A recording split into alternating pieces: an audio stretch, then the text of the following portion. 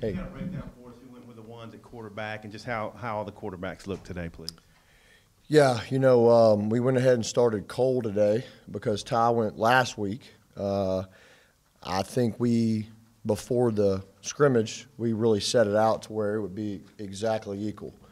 Cole would have an equal amount of number of reps with the ones as well as Ty, and then each one would have an equal number of reps with the twos. And I think going back and looking at it, just thinking out loud right now, I think we pretty much were 50-50 on the rep count. We'll go back and grade the film and watch and see exactly where we were. Well, Chad mentioned there were 3 picks, so who all was involved? How did those happen? Well, again, I don't remember. I know Ty threw a couple. I believe he threw one to Santos. One was in a 2-minute situation. It was 4th and long. Got to stay out of that situation. So, we lost the game on a 4th and long. And I don't remember the other one. I had to go back and watch. Yeah, Joe, how's the reshuffled offensive line doing? And I guess is Clint still out there at left tackle and Adcock at left guard? How are those guys doing? Yeah, we're still moving them around, just trying to, cross-train some guys. We got a couple bumps and bruises here and there. I think today we started B. Wall at right tackle, Shane Clinton at left tackle, Yelda at center. I think Johnny Gibson at right guard, and I believe it was Kirby Adcock at left guard to start today. Just with the offensive linemen, how much are you having to ask and how difficult is it for the freshmen and even redshirt freshmen offensive linemen to be playing so much this early? Yeah, I think it's not difficult. I think our system is pretty easy to pick up. I think that if anything's difficult, it's the speed of the game, speed of the defenders are going against, bless you. Speed of the defense they're going against with the D linemen is a little bit different than they were in high school. But from an install standpoint, those guys have done a really good job picking up our system. Coach Morris indicated pass protection problems, but what about run blocking and how did the running game go? Yeah, again, we'll go back and look at the tape. I know Coach Chavis is bringing some pressures, and when you got quarterbacks in black jerseys, it's you got to have a quick whistle. Those guys, we got to keep those guys healthy. I thought we did a good job picking it up. I know a couple times we busted. Not really worried about that at all, honestly. I thought our guys have done a really good job to this point. And we've been able to run the ball as well, too. And this scrimmage was a little bit more pass happy, like I told you last time. Our first scrimmage, we're really trying to run the ball in the first scrimmage, and then we wanted to kind of open it up and see what those quarterbacks could do throwing the ball down the field today. What do you just assess overall where you stand at this point and how close to game ready? What do you still need to get done to be game ready? Well, just get all the kinks out. There's a couple things, like I said, we busted a couple assignments today. Everybody wants to talk about the offensive line and all that stuff, but you got to have guys making plays down the field too. You got to have guys getting open. You got to have running backs protected and pass protection too. So we've got to get some wrinkles worked out. And again, even from a headset communication standpoint, just the first time being as a full staff, going to the box and doing different things that are more game-alike. We got to work all those things out, and that's what the Beanie Bowl's for next week. How is Austin Capps coming along with just the playbook? And then also, have y'all completely weaned him off the walkie-talkie in his helmet? I think so, yeah. I think he got kind of sick of hearing Coach Frow on every play, talking in his ear. He's done an incredible job of picking it up. It's a guy that we think is going to really, really help us up front. Glad we got him. I'm glad the defense was, kind enough to let us have him because he's a good player.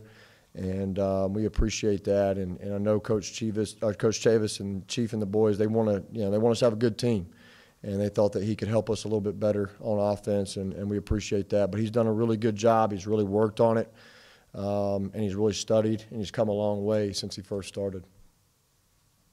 Hey, Joe, I don't know how much film you looked at from the last couple seasons, but ours obviously have a ton of sacks, way too many.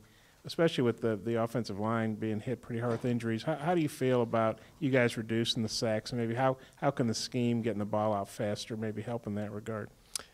Yeah, I mean, we got to do a good job. I don't want to comment on the past. I don't know what went on, what was coached, what techniques were coached. I do know our guys this year they've come a long way since the spring with their technique and their fundamentals.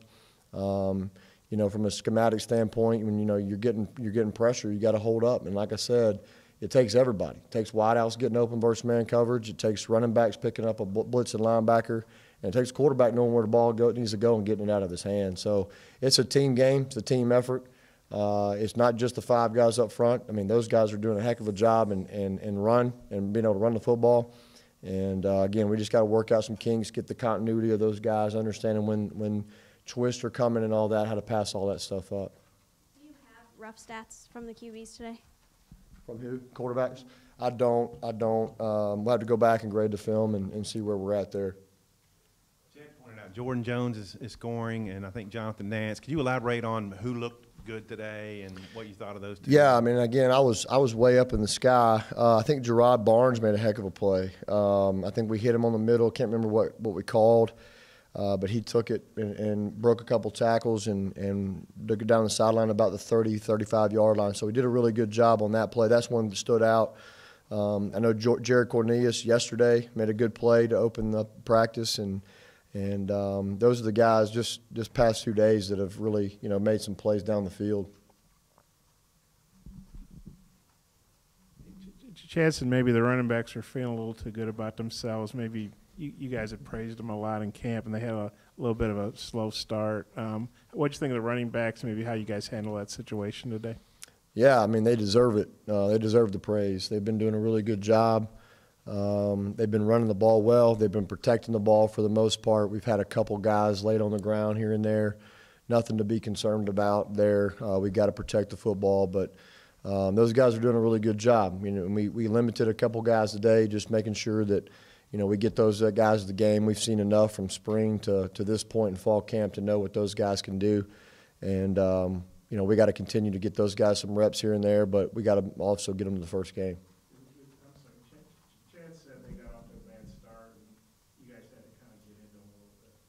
I don't know. I'll have to go watch the film.